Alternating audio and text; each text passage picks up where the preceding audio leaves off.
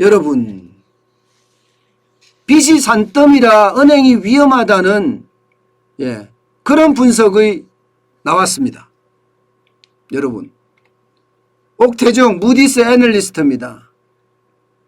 이 무디스 애널리스트가 지금 가계부채, 기업부채가 산더미다, 이런 상태에서 금리를 지금처럼 쭉쭉쭉 이렇게 인상을 하면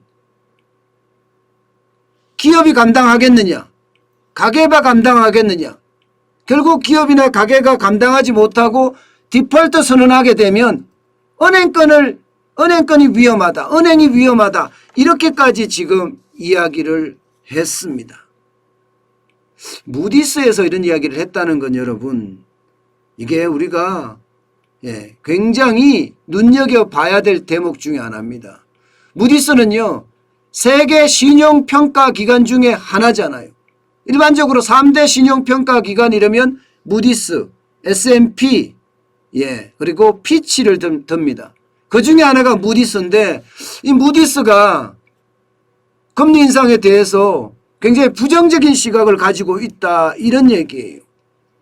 정확히 어떻게 이야기했나 하면요, 한국신용평가 무디스가 공동 주최한 한국신용전망 컨퍼런스에서 이야기를 했는데, 2022년 은행권의 핵심 리스크는 금리 인상이다. 한국은 주요 20개국 가운데 최초로 기준금리를 인상했습니다. 인상했습니다. 그런데 그 기준금리 인상이 8월 25일, 11월 26일 두 번에 그치는 것이 아니라 앞으로 계속 올릴 거기 때문에 가계부채에는 부담이 되고 기업부채에도 부담이 된다, 이런 분석인 겁니다. 여러분, 실제로 말입니다. 현재까지 시장에서 분석하는 것은 내년까지 4차례 금리 인상을 해서 1.75%까지 인상을 한다. 최대는 3번 인상해서 2%까지도 넘어갈 수 있다, 이런 분석이 계속 나오거든요. 이런 분석이 나오니까 지금 무디스는 경계의 눈초리를 지금 보낸 겁니다. 여러분, 가계부채 무디스가 본 거는 심각하게 보고 있습니다. 가계부채 자체가 보면 말입니다, 전 세계 2위입니다. 2위. 1위가 오스트레일리아고요. GDP 대비입니다. GDP 대비 차지하는 비중이 오스트레일리아고, 대한민국이 2위입니다. 103%. 오스트레일리아는 123%고요. 뉴질랜드가 98%입니다. 그리고 홍콩이나 중국이 91%고요. 그러니까 이게 103%라는 것은 결국 말입니다, 부채가 너무 많기 때문에 금리 인상을 하면 거기에 충격을 받을 수밖에 없다는 이야기예요. 없다는 이야기예요. 지금까지 이런 이야기는 아직까지 금리 인상이 가계부채나 기업부채를 자극해서 은행이 위험하다, 이렇게 이야기한 것은 아마 처음인 것 같습니다. 여러분들하고 저하고는 이런 이야기를 많이 했어요. 제가 지표를 보면서 분석을 할 때 이게 충격이 될 거다 하는 이야기는 많이 했습니다만은, 이게 무디스가 대놓고 이야기하는 건 처음인 것 같아요. 쉽게 말하면 경제평가기관들, 경제기관들이 이렇게 평가하는 건 처음인 것 같습니다. 금리 인상이 너무 가파르다, 이런 의미가 여기에는 담겨져 있습니다. 실제로 말입니다, 우리 가계부채 장난 아닙니다. 여러분 알다시피 3분기 기준으로 1844조 9천억 원이잖아요. 1844조 9천억 원이 이게 적은 수치가 아니거든요. 대한민국의 명목 GDP가 2020년도입니다. 2020년도에 1922조입니다. 1922조. 그러면 4분기가 되면 이제 가계부채만이 명목 GDP를 넘어설 수가 있어요. 명목 GDP라는 게 한 나라 국민들이 한 해 동안 생산하는 총액을 말하잖아요. 넘어설 수가 있습니다. 여기에다가 가계에서 자영업자들이 많을 거 아니에요. 자영업자가 개인 사업자로 또 부채를 빌린 곳이 있습니다. 이런 것까지 합치면 지금 가계부채는 충격적이다, 이렇게 이야기할 수가 있습니다.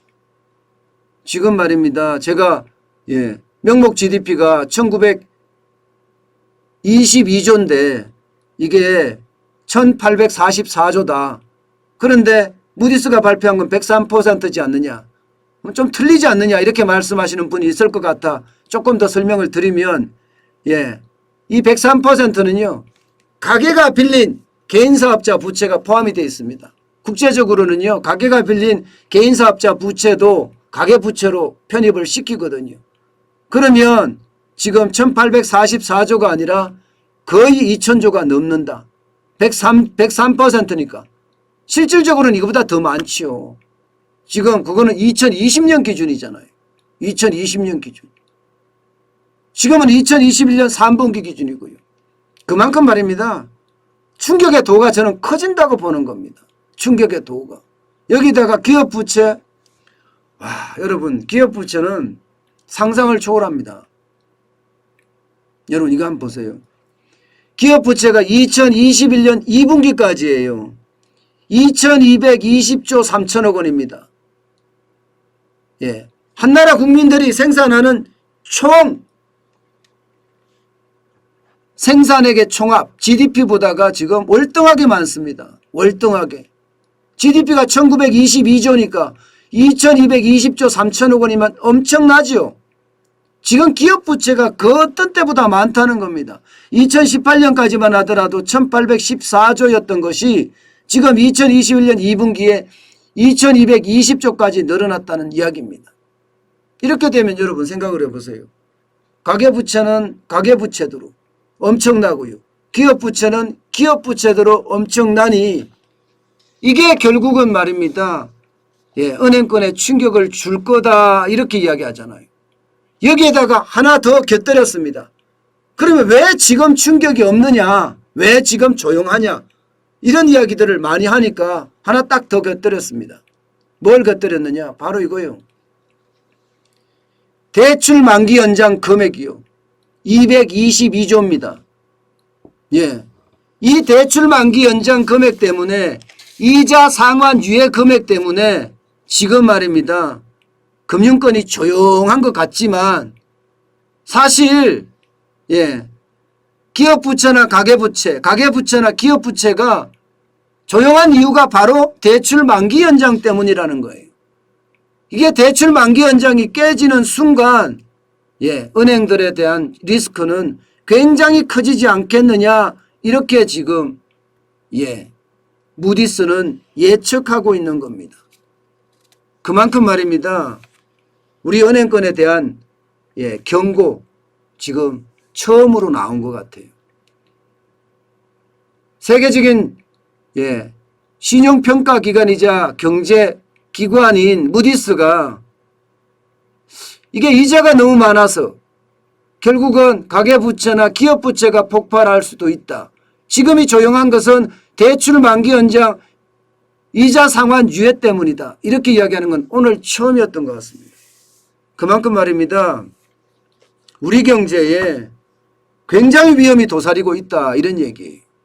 저는 내년에 진짜 어려워질 거라고 저는 보거든요. 그런 이유가 이 부채 때문이에요. 특히 김영희 교수도 이야기를 했죠. 가계부채보다가 기업부채가 더 심각하다. 이렇게 말입니다.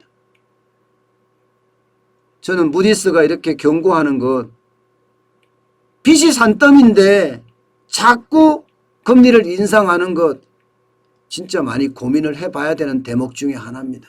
이게 진짜 여러분 어려워요. 굉장히 어려워요. 왜냐하면 미국의 테이퍼링이나 미국의 금리 인상이 더 빨라진다는 이야기도 나오니까 3월까지 땡긴다는 이야기가 나오잖아요. 그랬을 때 우리 경제 진짜 괜찮을 건가. 금리 인상을 해서 외국인 투자자들이 빠져나가는 걸 막아야 되잖아요. 그런데 외국인 투자자들이 빠져나가는 걸 막으려고 하니까 이게 금리 인상은 계속해야 되고 무디스는 지금 금리 인상을 계속하면 기업이 무너질 거다. 가게가 무너질 거다. 이렇게 이야기하고 있고 참 엄청난 딜레마입니다. 엄청난 딜레마. 그만큼 말입니다.